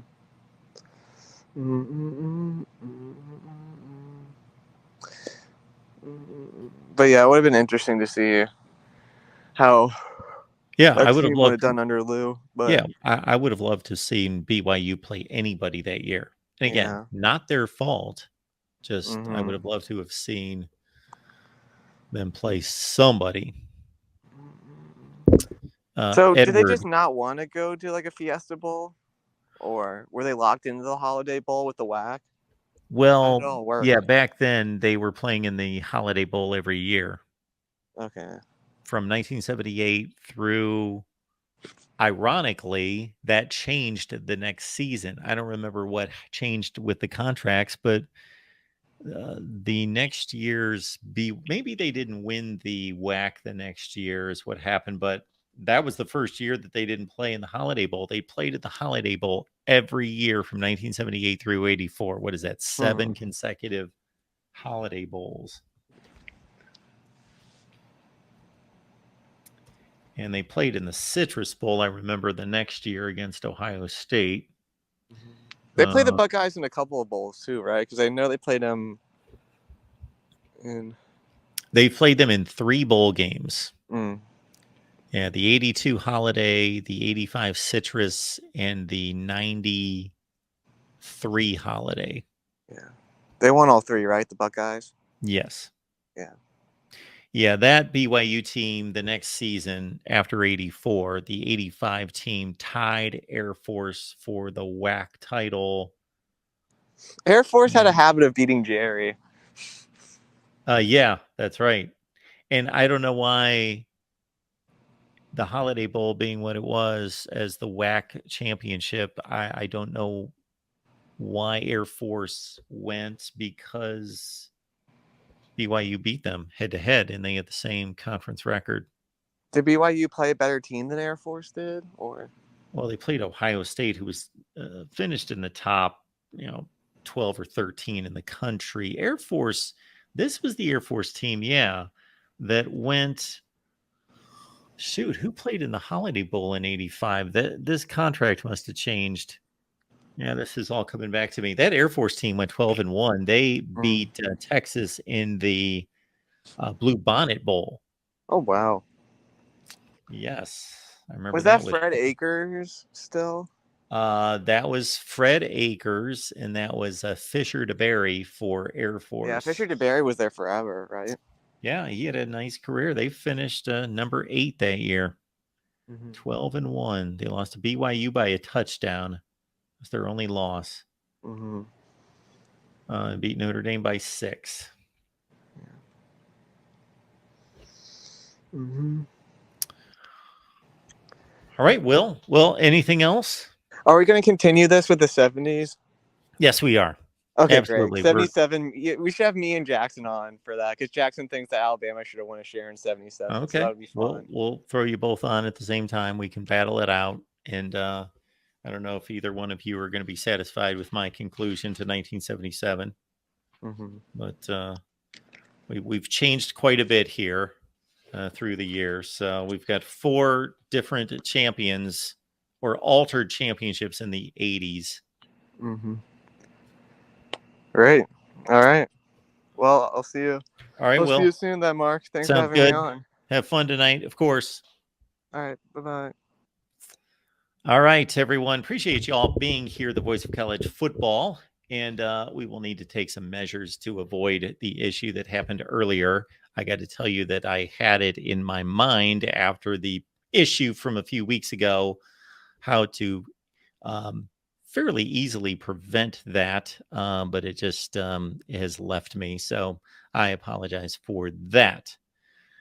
We appreciate everybody being here at the Voice of College Football. We do not have any other calls. We have reviewed the 1980s and gone through the list. So again, our national champions for the 1980s include 1980 Georgia, 81 Clemson, 82 Penn State, SMU, 83 Miami, Auburn, Texas, Nebraska, 84 BYU, Washington, Florida, with a check on the Gators for their NCAA violation there. Would like to see what that was for. 85 Oklahoma confirmed, 86 Penn State confirmed, 87 Miami confirmed, 88 Notre Dame confirmed, 1989. Where else would you find this national championship list of not just Miami? How can you not also give it justifiably to Colorado, Tennessee, and because of the Notre Dame win over Colorado, to all four of those schools? All right. Next up here at the Voice of College Football, we will certainly check in on a Sunday night with Tim and Rick over on the USC channel. That is on Sunday night for Trojan Conquest Live. That's at 8 o'clock Eastern and 5 Pacific. And then, of course, we've got the Big Ten live show coming up Monday, followed by the USC live show over on the USC channel. That's coming up on Monday. John, we appreciate you for informing everyone that we've got our Voice of College Football merch, and we've got two excellent editions. The two excellent editions would be coasters on sale at $29.95. I believe you get 5 or 6 coasters. We'll have to check that out with Joey. I don't know if it states that on the site. And then also keychains for $2.99. And to get free shipping, just use the promo code football and you get free shipping. Go to the link that John has placed in the live chat for that. To Real MVP. So we've got Big 12 Media Days, I know, are coming up next week. Let me double check on these dates. I think July 12th. And this is really where it kicks in for the season. Once we get to Media Days. So this is looking at this coming Wednesday and Thursday, Big 12 Media Days. I will not be going to what is typically Dallas or Kansas City for Big 12 Media Days. I will not be descending on Big 12 Media Days. No. However, a couple weeks after that, we've got SEC Media Days, ACC Media Days, and Big 10 Media Days. Those are all the final week of July. We also have Pac-12 Media Day. The entire Pac-12 has one media day. So if you go cover the Pac-12 Media Day, you've got to try to get to 12 coaches, and I believe they now bring 3 players per team, 36 players. Basically, this is just another indication that the Pac-12 is behind the other conferences and is just not as important as the other conferences. Otherwise, they would have multiple media days, but they know nobody is staying overnight, next to nobody, to cover multiple days of the Pac-12 Media Days. So they only have one day for 12 teams in the Pac-12. The Real MVP is letting us know that the SEC Media Days, he believes, starts on July 17th. I have not looked up any of this. I was just sharing a conversation via text with our guy, Chris Phillips from the Spurs Up Show, who covers South Carolina. He's going to SEC Media Days. The last SEC Media Days I went to would have been in the year 2000. SEC Media Days in 2023 are, yes, July 17th through the 20th. I should have remembered that. So next Wednesday and Thursday, Big 12 Media Days, the 12th and 13th. And you can believe that I will be watching as much as I possibly can. I will be grabbing as many video clips and watching all the coaches and as many interview clips as I can find to cover Big 12 Media Days. And then the next Tuesday, or let's see, it would be the next Monday through Thursday would be SEC Media Days, July 17th through the 20th. And then we've got Big 10 Media Days. And actually, we will have a big announcement concerning Big 10 Media Days. So hang on for that. We do not have our name on the dotted line, so I don't feel completely comfortable releasing that information. But we do have an exciting opportunity concerning Big 10 Media Days coming up from an outfit that you would all recognize that has pursued us about doing some Media Days coverage from the Big 10. So Big 10 Media Days, those are coming up July 26th and 27th, which I believe are the same days as the ACC Media Days, or their media kickoff, whatever they call it, for the ACC. And then the Pac-12 does their Media Days. Pac-12 Media Days coming up July 21st. So we're going to cover the Big 12 next Wednesday and Thursday, followed by the SEC the following Monday through Thursday, followed by the Pac-12 the Friday after the SEC gets done for one day. And then the next Wednesday and Thursday, Big 10 and ACC on the same days. And then think about this. Once the ACC and the Big 10 wrap up on the 27th, then how about this? The next Monday is August 1st, and everyone goes to camp. And the teams that are playing Thursday night games, meaning Nebraska, Minnesota, Utah, and Florida in particular, they start their training camps 2 days earlier. So we go from all that media day flurry from July 12th all the way through to the end of the month, and then right into August camp. So we cannot really do any more than we can possibly do to try to keep up with all of it and cover college football the best we can. But we've done it every year here at the Voice of College Football. So we will cover media days as best we can, and we will be here with responses to what the coaches and the players have to say.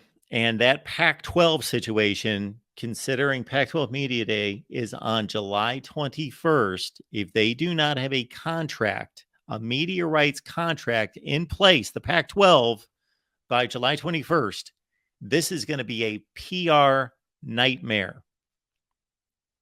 And this is why. This is what happens during media days.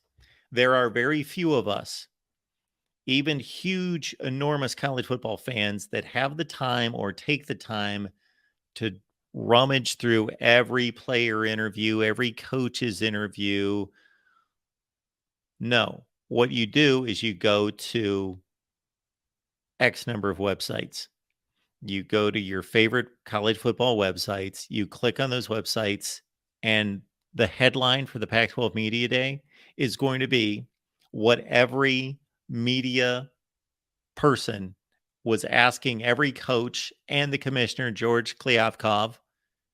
Question number one, why don't you have a media rights deal? And the negative headlines and the negative coverage of the Pac-12 is going to be overwhelming, because nobody's going to be asking about, this might be the best quarterback conference in college football, or can USC take a next step and get to a college football playoff? Is Oregon State the dark horse of dark horses to reach the college football playoff? All these things that should be talked about that concern the product on the field and what has become in the last couple of years a really strong, decent, exciting, more than anything, and a very competitive Pac-12 football product is going to be thrown to the wayside. Nobody's going to care about that. And all the attention is going to be, where's your media deal? And it's going to be a nightmare scenario on July 21st and for the following days, and actually leading into July 21st, because there are going to be a number of articles and people producing videos like myself that are going to focus on Pac-12 Media Days coming up this Friday. And the Pac-12 does not have a media rights deal. What's going on with this conference? All right.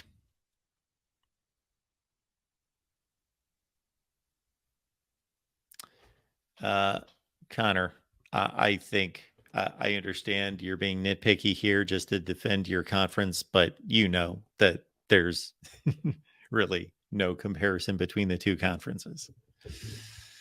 And we're not talking about football. We're talking about stability, and we're talking about money. And yes, nobody's concerned about the Big Ten deal not being finalized. None of us are expecting that CBS or Fox or NBC is going to be backing out of a contract with the Big Ten. And if they do, ESPN is going to be right there wanting Big Ten games. There is no issue with the product of the Big Ten being wanted, desired, and being extremely valuable. So let's not confuse the two. There's no comparison between the Pac-12 and the Big Ten, and anyone who pays any attention to college football, of course, knows that. DeReal says, I hope that we get a Big 12 perspective about the Pac-12 media deal if they go into media day without a deal. Well, we've got a number of people that we will certainly go with there in regards to, yes, we've got a number of folks that we can bring on here. We got Jason Watkins, who does Oklahoma coverage. We've got our buddy Cody, who did Oklahoma State. He does an outstanding job. We've got Melissa Triebwasser with TCU football coverage that we bring on here. So yes, we will go get our contingent of Big 12 media. Although, of course, the Oklahoma contingent could care less. All right. Appreciate you all being here at the Voice of College Football. And again, the next time we will be here will be Monday for sure. Now, I may pop up before that. There are some conference realignment things that have caught my attention over the last couple of days, stemming off of the San Diego State situation. If you haven't caught that video that I posted the other day on San Diego State, check it out. And then, of course, we had a live stream that we did with Tony Altamore and Tony Siragusa, and their tremendous coverage and perspective and insight into the Pac-12 situation as it relates to the Mountain West and San Diego State just botching this entire situation. But fortunately for them, they may have enough clout to get out of it. It may cost them dearly, but they've got a landing spot. They should be fine. They should be fine. All right. Again, we have named national championships. We've got fall camp previews coming out. We have posted Michigan and Oregon. We've got breakdowns on Michigan offense and Oregon offense. Please check those out. We had our guy Spencer McLaughlin come on and talk some Oregon football with us, and also Isaiah Hull with Wolverines Wire to talk up the Michigan offense. We've got Ohio State, Clemson, Alabama, and Florida State coming up soon.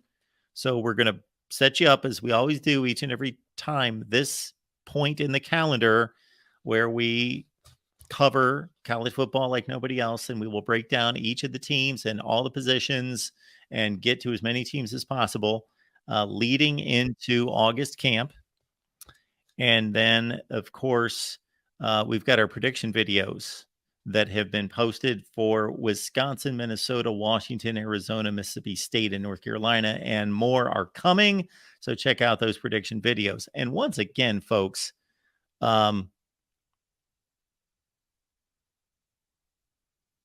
we do want to direct you to our merch store,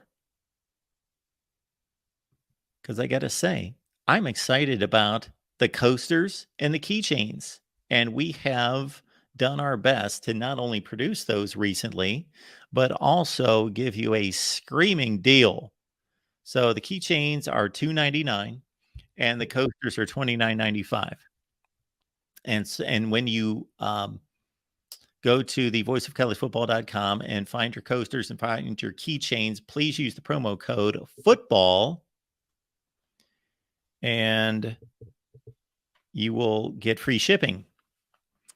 And also, we want everyone who is currently a Patreon member and a member here on YouTube. So if you have a membership here on YouTube with us at the Voice of College Football, and you also have a or a membership on Patreon, you're going to get a free keychain as well. So free keychains for our Patreon members and for the folks over on our YouTube membership as well. So thank you so much for being here. And again, we will be here Monday night for the Big Ten Live show and the USC show. Tim and Rick, Sunday night, Trojan Conquest Live. And who knows, I may pop up on Saturday or Sunday if I've got something to say and I want to go live with all of you. Otherwise, please make sure you're locked in. Please subscribe if you're not subscribed. And most of the people that I talk to, despite having 40,000 subs, which is not a huge number, but I'm just stating that even with 40,000 subs, it's amazing how many people watch these videos and these live streams that are not subscribed. So please subscribe to the Voice of College Football, and that helps build and grow the channel. We've got this Amazon link. It's in the description section of all the videos. If you would please use it, you just have no idea how much that would help us if all of you that shop on Amazon would use that link, because there is absolutely no difference. I have checked this out and verified this with a zillion people, maybe somewhat shy of a zillion, maybe about 8 zillion. It's close. I've checked this out with about 8 friends and family to say, grab this Amazon link, use it.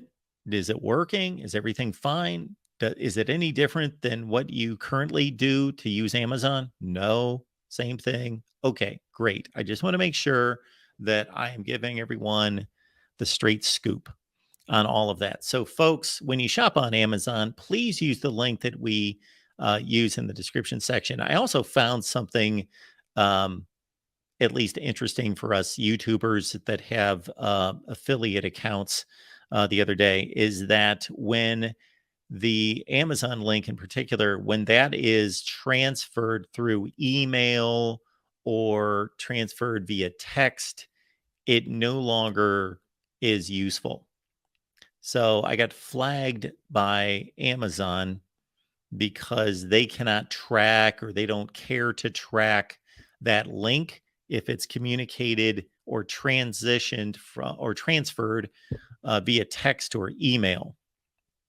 So please just go to the description section of the videos, grab the link there, use it, and we appreciate it. We've got some exciting things that I am on the verge of telling you about, but I can't quite, because I just want to make sure that we're ready to roll them out. So we will do that soon.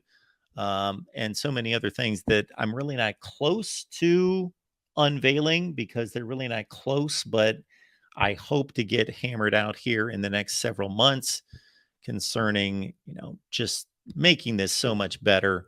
But again, we have to deal with some personal situations here at home before we can make some of these other things happen. But hang with us. We will make this better, and we will continue to work to provide the best in college football coverage here at the Voice of College Football.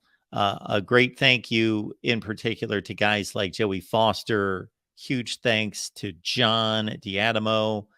And I don't want to try to name everybody, but Tim Prangley does a tremendous job of helping us, and Tony Altimore, Rick Anaya, and all our contributors on all the various channels. When you see guys like Cam Underwood, State of the U on the Miami show, he's just a wealth of knowledge and perspective and insight and storytelling, and just makes that show just work. And guys like Jason Ray on our Oklahoma channel has stepped up here and started a Sooner tailgate, and just did the first show last Friday with over 1,000 views, which is great for the first time with no promotion or anything. And he was back on live today at 4 o'clock Eastern time. So that's going to be every Friday over on the Oklahoma channel. And I could go on and on and on and on. We made up our Nebraska show that we missed on July 4th. We did that today with Greg Peterson.